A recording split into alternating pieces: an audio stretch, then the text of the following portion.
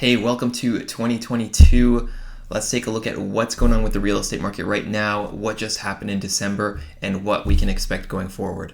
So the first thing I want to share with you guys is prices. The average price of a residential home has gone up from $968,000 up to $1.15 million from January of 2021 up into December of 2021. So everything that I'm sharing with you right now and will be sharing with you in this video is coming from the Toronto Real Estate Board. And the Toronto Real Estate Board covers quite a bit of space in the Greater Toronto Area. So it covers anywhere from Toronto up north into Barrie, on the east side out into Oshawa and Clarington, and then out in the west side out into Oakville and Burlington area. So everything there and everything in between as well.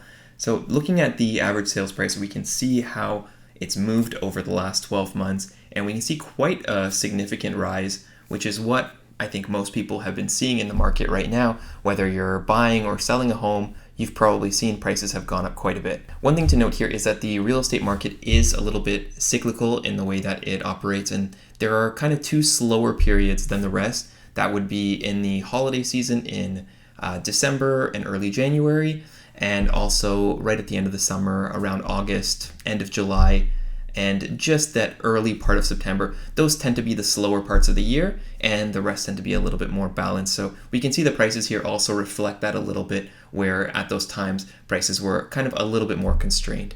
Now, if we break this down into asset classes, we can see that detached homes have gone up the most, detached homes and townhouses, with semis coming in second, and then condos trailing at the end there with 18% growth.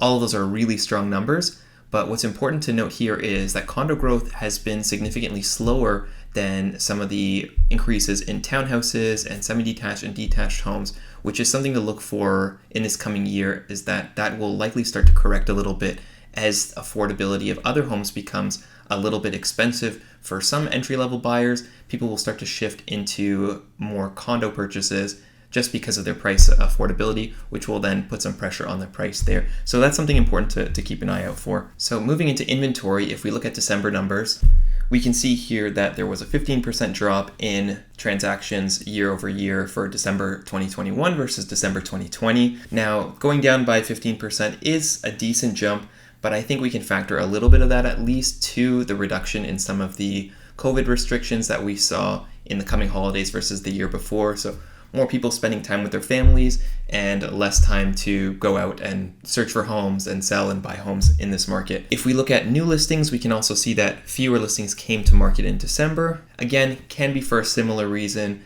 Usually this period is a little bit slower, so nothing major, but we're still having an issue with inventory, and that is of course going to keep putting pressure on prices as demand is still very strong. Here we can see the average sales price of a home in December 21 versus the year before, and we can see that there is that significant increase, and we can also see that the listing days on the market on average has gone down from 24 as an average down to 14. And if you're out in the market right now, I'm sure you're seeing that in a lot of the more popular areas and in the core of the Greater Toronto Area, a lot of them are a lot shorter than that, even sometimes around a week. The last and most important statistic for inventory is months of inventory, which means if we were to stop bringing out any homes onto the market, how long would the current inventory last before it got sold off? And coming from those December stats, we are at 0.9 as an average across the board. So basically what that means is that if no new listings came to market, everything that's on the market right now would sell off in under a month.